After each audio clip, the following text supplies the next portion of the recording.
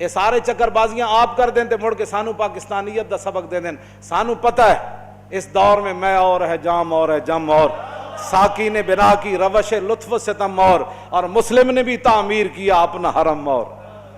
کیوں جی؟ ہاں جی یہ سارا کچھ سانو پتہ ہے. گفتار سیاست میں وطن اور ہی کچھ ہے. اقبال کہندا ہے گفتار سیاست میں وطن اور ہی کچھ ہے اور ارشاد نبوت میں وطن اور ہی کچھ ہے. اس واسطے میں حدیث پاک مکمل کرا جڑی فتنے والی سی, بس میری گفتگو ختم. حضور نے فرمایا دوسرا والآخر اسود و مربادن, فرمایا ایک دل تو سفید ہے, زمین آسمان جب تک کھڑے انہوں کوئی فتنہ نقصان نہیں کرے گا. دوسرا دل جڑا کالا سیاہ ہے اور سوادی طرح ہے, اور کلکوز مجیخن اس برتن کی طرح جس کو اوندا کر دیا جائے ایسے.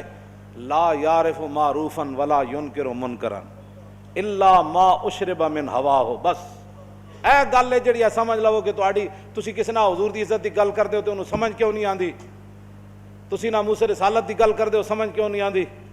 کیوں جی؟ تسی جنگ یمامہ دا واقعہ بیان کردے ہو انہوں سمجھ کیوں نہیں آندا. 1200 صحابہ تے شہید ہوئے نا جنگ یمامہ وچ, تے جڑے زخمی ہوئے حضرت ام عمارہ جدو واپس گئیاں تو انہاں دے پوترے نے پوچھا, انہاں کہا یا جدتو کثرت الجراح فی المسلمین, انہاں کہا دادی جی تسی جنگ یمامہ جو واپس آئے ہو ہاتھ کٹا کے زخم کھا کے, اور دسو میں تے سنیا ہوتے بڑے صحابہ زخمی ہوئے.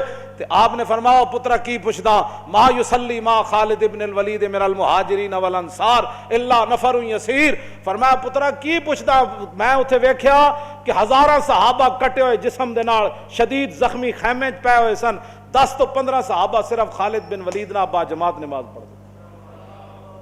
اتنی وڈی جنگ صحابہ کی تھی, جڑے شہید ہوئے ہوتے 1200 ورنہ زخمی بچے ہی کوئی نہیں.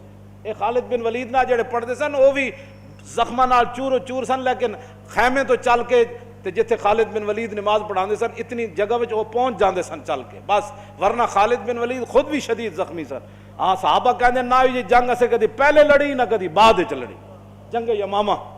تو اس واسطے جنگ یمامہ بھی کسی کو سمجھ نہ آئے, رسول اللہ کو جو لوگوں نے پتھر مارے وہ بھی سمجھ نہ آئے, رسول اللہ کا جنگوں کے اندر تشریف لے جانا بھی سمجھ نہ آئے, اور حضور کا پوری دنیا سے ٹکر لے لینا یہ بھی سمجھ نہ آئے, اور صحابہ کے ٹکڑے ہو جانا یہ بھی سمجھ نہ آئے, جنگ قادسیہ بھی اس کو سمجھ نہ آئے, یرموک بھی نہ آئے, کربلا بھی نہ آئے. چلتے چلتے 1857 تک بہادر شاہ ظفر کے ساتھ جو کچھ ہوا وہ بھی سمجھ نہ آئے, مساجد کے ساتھ جو کچھ ہوا وہ بھی سمجھ نہ آئے, کالے پانی میں ہمارے بزرگوں کے ساتھ جو کچھ ہوا وہ بھی سمجھ نہ آئے, 1953 کی تاریخ میں جو کچھ ہوا وہ بھی سمجھ میں نہ آئے.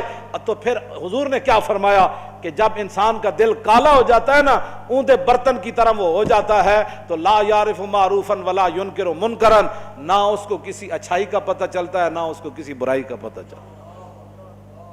اللہ, ہاں یہ بات ضرور ہے, الا ما اشرب من ہواہ, ہاں جو خواہشات کا بندہ ہو جاتا ہے, جو خواہشات اسے پلائی جاتی ہے, آج فلانا ڈرامہ دیکھنا ہے, آج فلاں فلم دیکھنی ہے, آج اتنا حرام کمانا ہے, آج 2 نمبر مال بیچنا ہے, آج سود کھانا ہے, آج رشوت لینی ہے, آج مسلمان جو ہے سویرے میرے دفتر میں ایک ایسی فائل آنی ہے جس کے اندر لاکھوں روپے میں نے کمانے ہیں, یہ ساری چکر بازیاں وہ کرے گا. الا ما اشرب ما ہواہ, ہاں جو خواہشات اسے پلا دی گئی ہیں وہ خواہشات کے پیچھے پیچھے چلے گا, نہ اس کو اسلام سمجھ آئے گا نہ اس کو دین سمجھ آئے گا, نہ مسئلہ ناموس رسالت سمجھ آئے گا نہ مسئلہ ختم نبوت سمجھ آئے گا.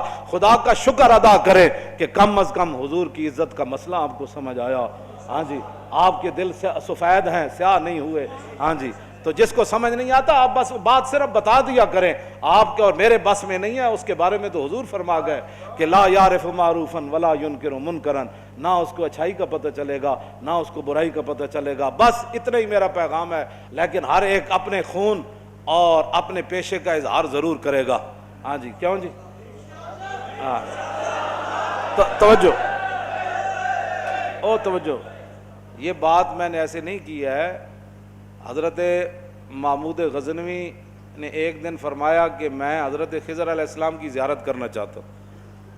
ایک غریب آدمی کھڑا ہوا, وہ کہنے لگا میں آپ کو زیارت کرا دیتا ہوں لیکن ایک شرط ہے, میں غریب ہوں, 6 مہینے کا خرچہ میں آپ کو دینا ہوگا میرے بچوں کا. اس نے کہا ٹھیک ہے.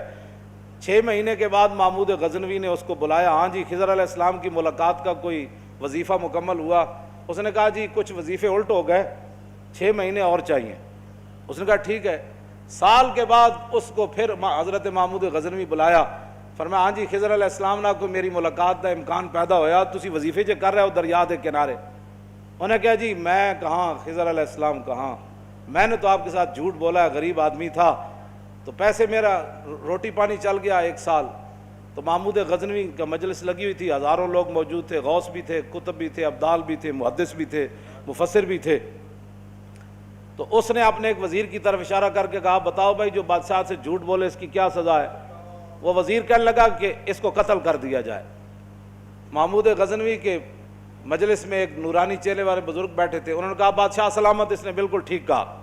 پھر اس نے ایک دوسرے وزیر سے پوچھا، اس نے کہا جی اس کی کیا سزا ہے جس نے بادشاہ سے داؤ بھی لگایا اور جھوٹ بھی بولا؟ اس نے کہا یہ گردن نہ اتاریں، یہ تو پھر جلدی مر جائے گا، اس پر کتے چھوڑے، یہاں تک کہ کتے اسے نوچ نوچ کر کھائیں تاکہ اس کو پتہ چلے بادشاہ سے جھوٹ نہیں بولا جاتا۔ تو وہ بزرگ نورانی چہرے والے کہنے لگے بادشاہ سلامت، اس نے ٹھیک کہا۔ پھر اس نے حضرت ایاز کو کہا، ایک ہی صف میں کھڑے ہو گئے محمود و ایاز۔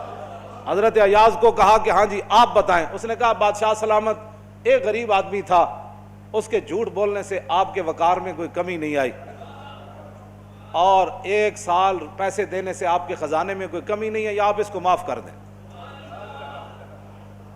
وہ نورانی چہرے والا بزرگ کہنے لگا بادشاہ سلامت بالکل اس نے ٹھیک کہا۔ محمود غزنوی نے ان بزرگوں کو قریب بلایا، انہوں نے کہا یہ کیا بات ہے، جو گردن اتارنے کا کہتا ہے وہ بھی ٹھیک ہے، جو یہ کہتا ہے کہ کتے چھوڑ دیا جائے وہ بھی ٹھیک ہے، جو معافی کرتا ہے۔ اس نے کہا کہ جس نے کہا نا گردن اتار دو، یہ اس کا خاندان تھا کسائی، تو اس نے اپنے خاندان کا اظہار کیا ہے، گردنیں اتارنے کے عادی ہیں، اور کہا کہ غلطی تو تیری ہے جیسے تو نے ایسے لوگوں کو وزیر بنایا۔ اس نے کہا جس نے کتوں کا کہا نا کتے چھوڑو، اس کے آباء و اجداد بادشاہوں کے کتے نہلایا کرتے تھے۔ اس نے اپنے خاندان کا اظہار کیا ہے، اس نے اپنی فطرت اپنے خون کا بتایا ہے، اور کہا کہ رہ گیا ایاز تو یہ سید ہے، اور سید کربلا میں لٹے بھی گئے تو اف نہیں کی، اپنا سودا بیچ کر بازار سونا کر گئے، کون سی بستی بسائی تاجران آل بیت۔ کیوں جی یہ سید ہے۔ جب یہ کہا نا یہ سید ہے تو محمود غزنوی کرسی پر کھڑا ہو گیا، وہ کہنے لگا ایاز تو نے آج تک بتایا ہی نہیں میں آل رسول ہوں، اتنا ظلم کیا تو نے بتایا ہی نہیں آج تک۔ تو حضرت ایاز فرمانے لگے کہ اچھا میرا راز ان بزرگوں نے کھولا تو میں بھی آپ کے سامنے ایک راز کھولنا چاہتا ہوں۔ انہوں نے کہا جی وہ کیا ہے؟ انہوں نے کہا یہ جو بزرگ ہے نا یہ خود حضرت خضر علیہ السلام ہے۔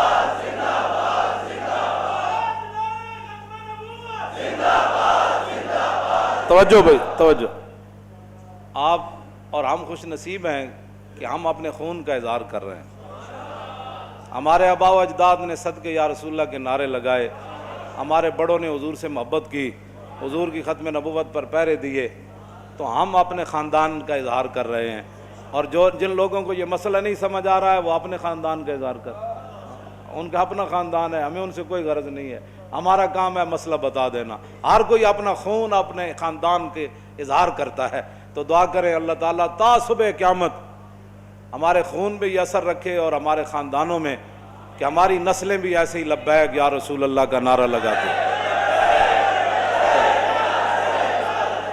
مزید ویڈیوز اور اپڈیٹس کے لیے یوٹیوب پر علامہ Khadim Hussain Rizvi official channel subscribe کریں اور بیل آئیکن پر بھی کلک کریں۔